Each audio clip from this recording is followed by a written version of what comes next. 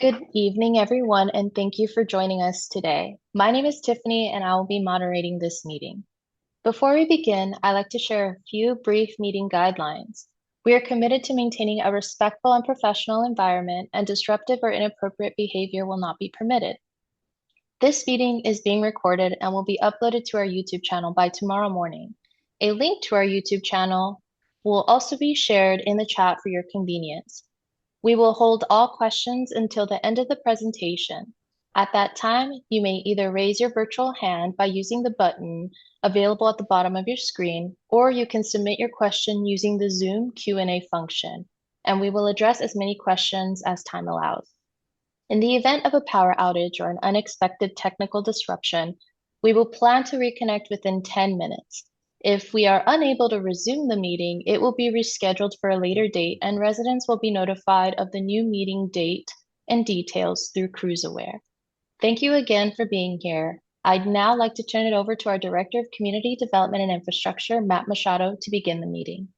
All right. Thank you, Tiffany. Good evening, everybody. Welcome to our community meeting. I want to thank you for seeing our video or attending our meeting. We do have staff here available tonight. We have our Assistant Director, Carolyn Burke. We have our Operations Manager, Beatrice Barranco, and we have our Engineering Manager, Ashley Trujillo, to address any questions you have tonight. We do have a PowerPoint presentation. Also, I want to thank Supervisor Martinez and her staff for their continued support to get the word out on this issue. This is an important topic, an important issue, and we'll get into those details. I want to start by sharing a bit about the past. So, more than 2 years ago, the Big Basin wastewater plant was in a state of failure. It was privately owned, and after the CZU fires, it was in really poor condition. And it was privately owned, and it didn't have a great hope of getting rebuilt timely. And so the community reached out to the county to consider taking it over.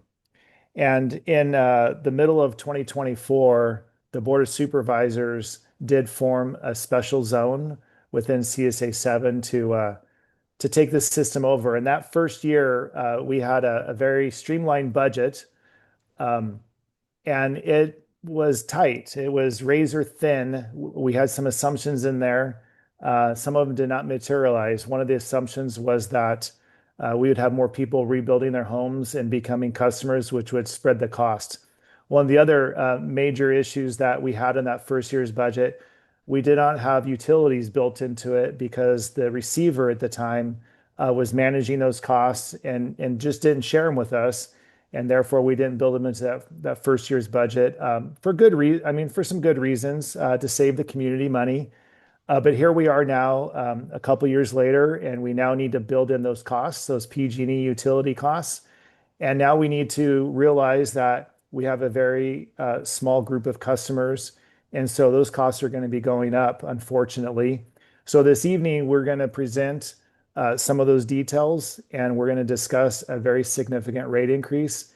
And we hope that we can engage in good communication with you all and answer questions and really work together to keep this system operational and in good condition for now and well into the future. So with that, I'm going to turn the microphone over to Beatrice Barranco. She is our Sanitation Operations Manager, and she has put together a really informative PowerPoint to walk us through that tonight. Thank you. Thank you, Matt. Tonight's agenda includes the recovery overview. Also, I will point out the existing conditions, how Matt mentioned when we took it on in 2024. There were some really big challenges. And then moving forward, our M&O and costs. And then we'll have a brief opportunity for Q&A. So the Big Basin Water Company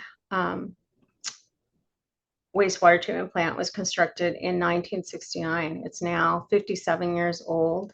It serves the Fallen Leaf neighborhood. There's 33 parcels in that neighborhood. And as Matt had mentioned earlier, we took it on on July 1st, 2024.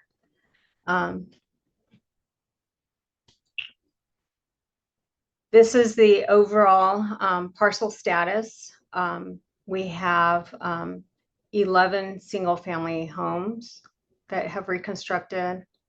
This year, we have an ADU that we will begin billing for the next fiscal year, and we have the fire station as well.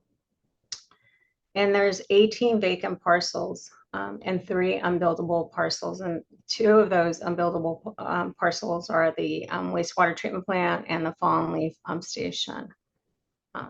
So we really want to encourage, that we're working with the community to meet these demands of wastewater treatment plant.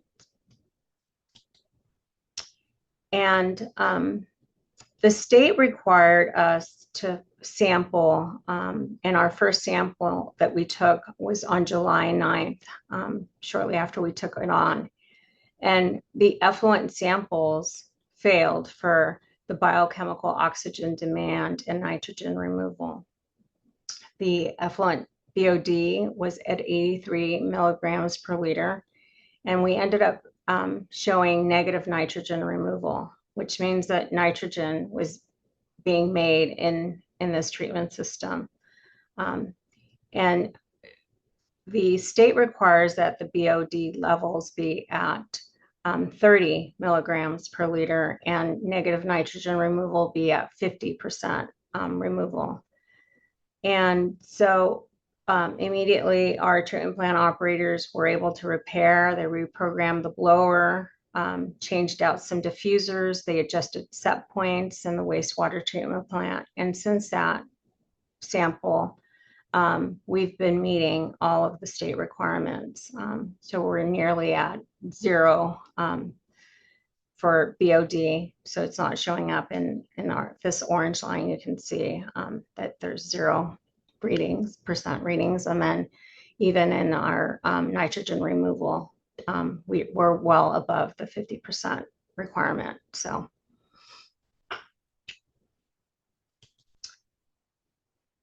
And so one other fee that we didn't take into account was the state issued permit requirement that the State Water Resources Control Board issues and oversees all the wastewater treatment plants throughout the state.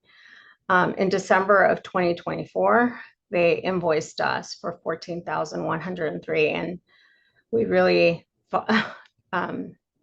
worked with them, and they were able to waive that fee. Just recently, in December, we were billed again for $14,103, and because we've met all of our state requirements, and the threat has been reduced with our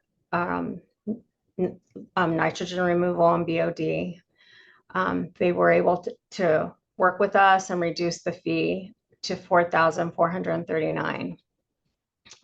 Some other highlights that we've been able to work on is installing a wood retaining wall. We've installed the shed. We've covered the digester tank to reduce any debris entering into the wastewater treatment system. We've worked really hard to reduce the blower, the noise to that. It's an old blower. And we installed an automatic transfer switch, and that transfer switch, in the event that there's a power outage, will transfer power over to the generator that's installed near the Fallen Leaf pump station. That's just right above it. We've also improved our air distribution system. So we've been able to meet all of our demands. And then we also improved our chain link fence. That was really important for us to secure the treatment plant. And we happen to have extra panels at our facility. And so we've done a good job with that.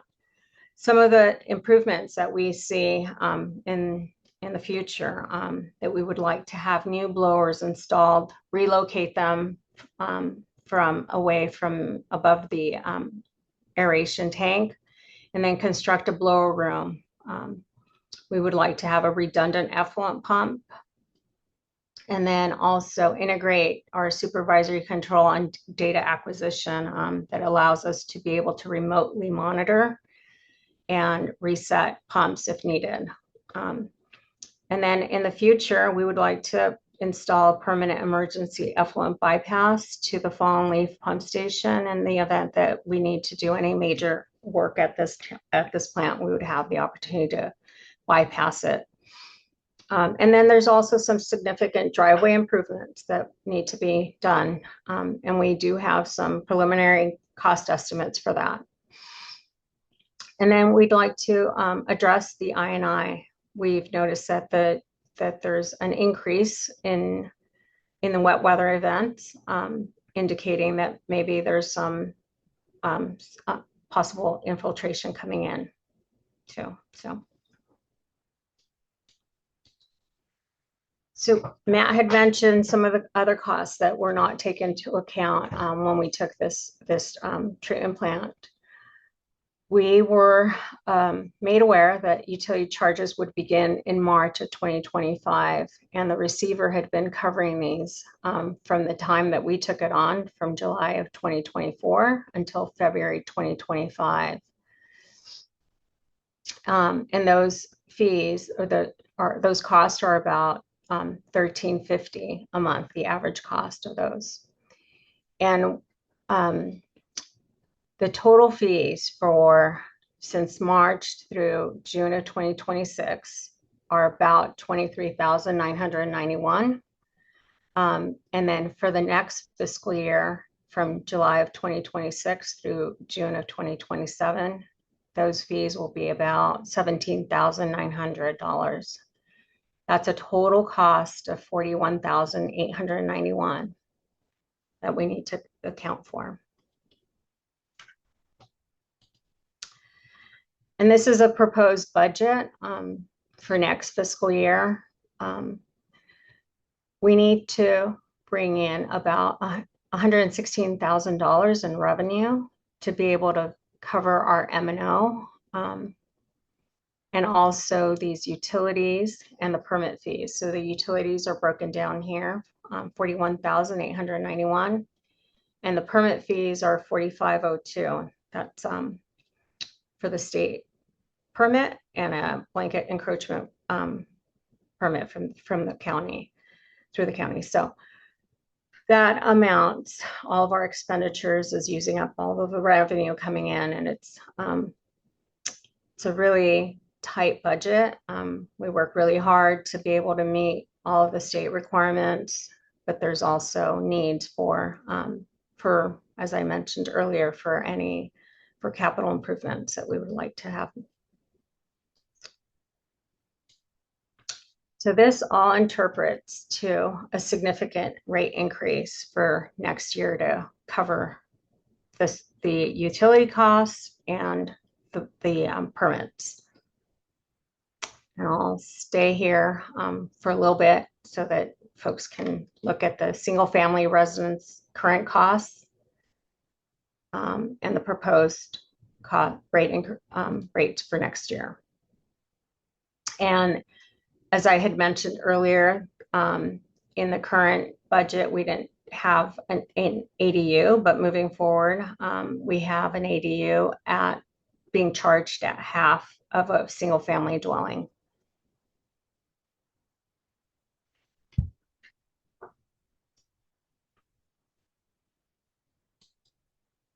The next steps. We wanted to present these proposed rates to you before the board meeting. The board meeting is scheduled for March 10th, where we will go take this to the board and present these proposed rate increases.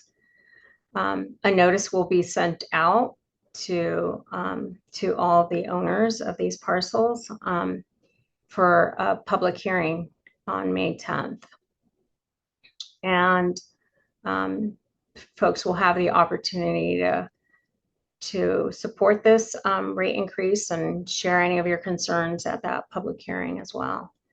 And then The board would be adopting this rate increase on June 9th. And the rates would be on your property taxes for fiscal year 2026-27. And I will open it up to any comments or questions. My contact information is here. My direct line or at Lode Street, where I work out of, is here. And then I will turn it over to the panelists to see if they'd like to add anything else.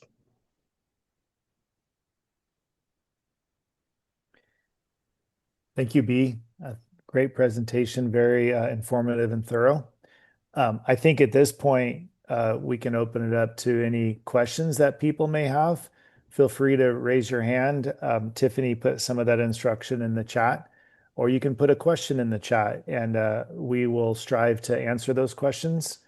You can see B's contact information there. So if you think of a question after the meeting's over, feel free to reach out to her and we're happy to collaborate and respond to you as needed. So anybody have a question? I see we've got a few attendees in here tonight. Anybody? Just a reminder that you can submit your question using the Q&A module or by raising your hand. The raise your hand feature should be at the bottom of your screen. And we'll wait about a minute to give everyone an opportunity to either type their question or raise their hand.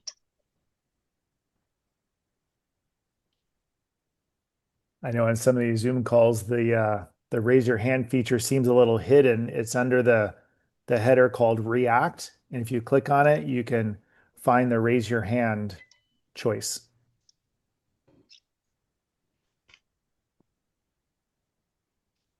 Okay, I don't think we're going to have questions, but we certainly recorded this, and as Tiffany mentioned, we'll post it on YouTube, and you can watch it, you can share it. We hope that everybody can get a chance to see it. Um, I know we have a small neighborhood up here, but we sure hope that everybody has an opportunity to consider the information we've shared tonight. Team, anything to share more before we? Oh, we have a hand up. We have yes, I was There we going to go. say we have a hand raised. So it looks like Gino or Jenu. You should be able to unmute yourself to ask your question. Yeah, my name's Gino. Sorry. Can you hear me? Yes, we can hear you. Okay, so I'm just curious. When you say ADU, does this mean a separate structure, or is this entitling like a particular ADU that even if it's one unit, one structure, one home that's been separated as an ADU?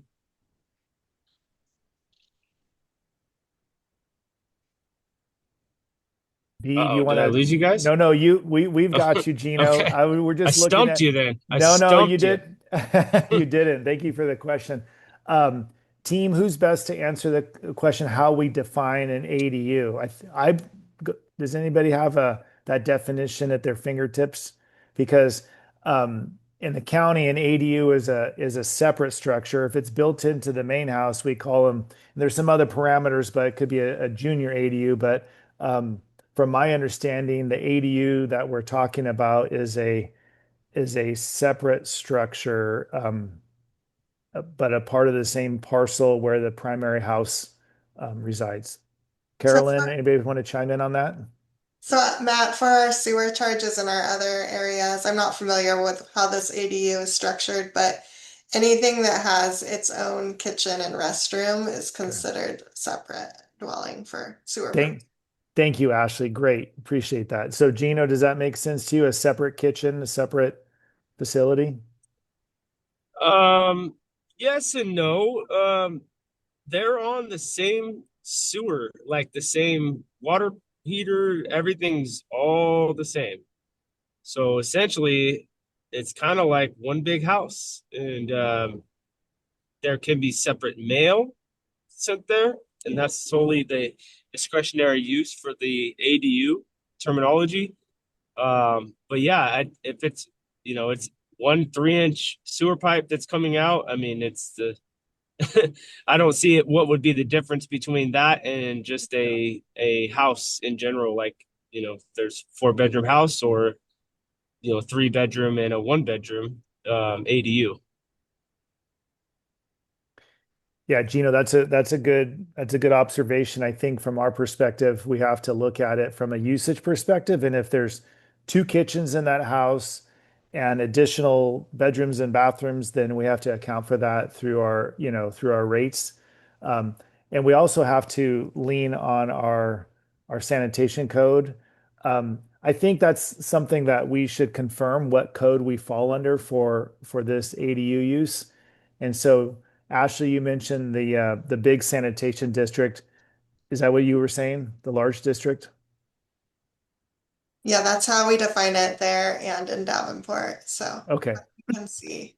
So I I, think I we guess I guess my oh, go ahead. Sorry. no, no. Go ahead, Gene. I was just gonna say we'll Well, confirm the code that we follow. and I would keep this in mind because I mean there are houses of all different sorts and sizes, right? And within this sewer combine, houses that are 2 bedrooms, houses that are 1 bedroom, houses that are 4, 5, 6 bedrooms, that all are going to be charged the same rate. Um, I think it should be not dictated, especially when it's talking about one entire structure that's using all the same plumbing units. There's not like a separate plumbing line that goes out there or anything of that sort. That it should be down to fixture units. I don't know if you guys are familiar with fixture units. It should be like if you have this amount of fixture units at this location, then you are charged this much. I don't think it should be discretionary as to ADU per se. That's just my opinion. Now, I think it would be more clear, right, if we did this amount of fixture units versus like, hey, if you have a kitchen, well, is it a kitchen or is it a kitchenette? Does it have a garbage disposal? I mean, we're getting really granular Yeah. when it comes to that. I think to simplify it all, I think that you guys should structure it around fixture units, if you know what I mean. Like you have this many plumbing, this many toilets, this many sinks, this many laundry facility. I mean, whatever it may be in that fashion. Yeah. Thank you, Gino, for those Does that sound comments. fair? Well, we appreciate the comment. I'll tell you, we deal with this quite a bit we have multiple sanitation districts that we operate. And it is a challenge to draw the line on where we establish these rates and what they're based upon. There's system approaches. I think it's also fair to keep it as simple as possible. And I think that second kitchen, that second, in essence, unit, even though it's built into the same overall structure, is a fair compromise. Um, Keeping track of fixture units really does complicate things, and there becomes an administrative component to it to verify and to confirm. And people make changes over the years, and so we've tried to find a system approach that is as simple as possible while still being fair, because simplicity also means lower administrative costs, and we're trying to keep our costs on all fronts low as possible. So we hear you and we understand what you're sharing with us. Um, but at this point, we've adopted a more simplified structure, and I understand what you're saying about this particular case. But we have to draw the line, and this is where the code is drawn at this point. Okay, so I want to give an opportunity for additional questions from attendees.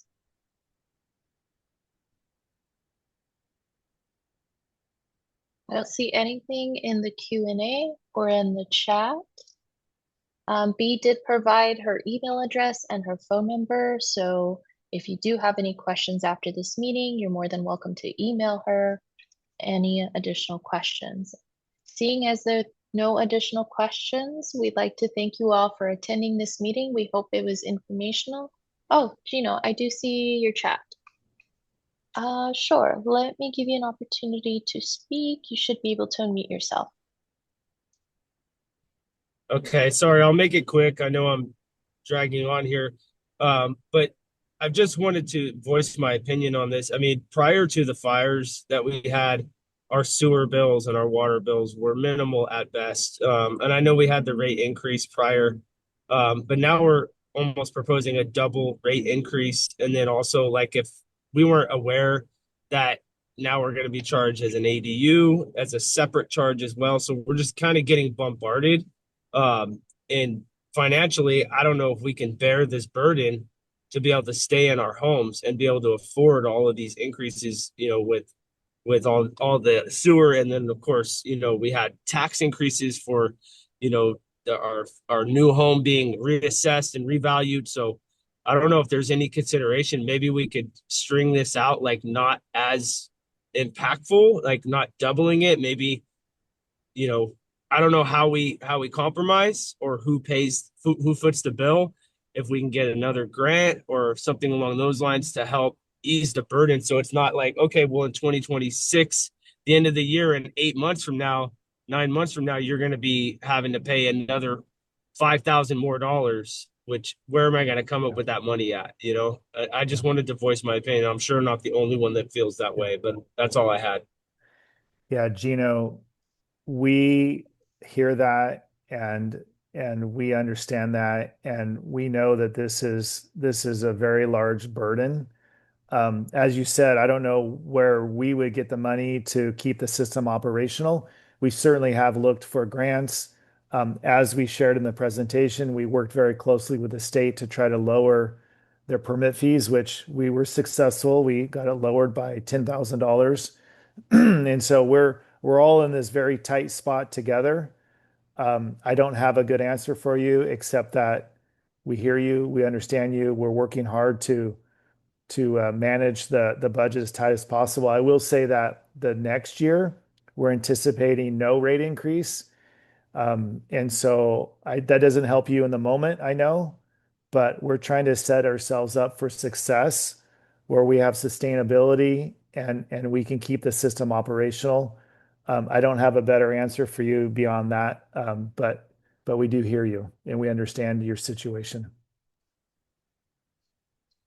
Thank you. And seeing as there is no more questions in the chat or in the Q&A, I'd like to go ahead and close out this public meeting.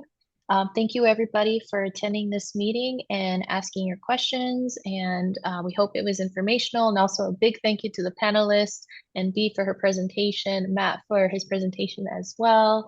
Again, you can reach out to Bea via email or phone, and I hope you all have a great evening. Thank you all. Thank you. Have a good evening. Bye-bye.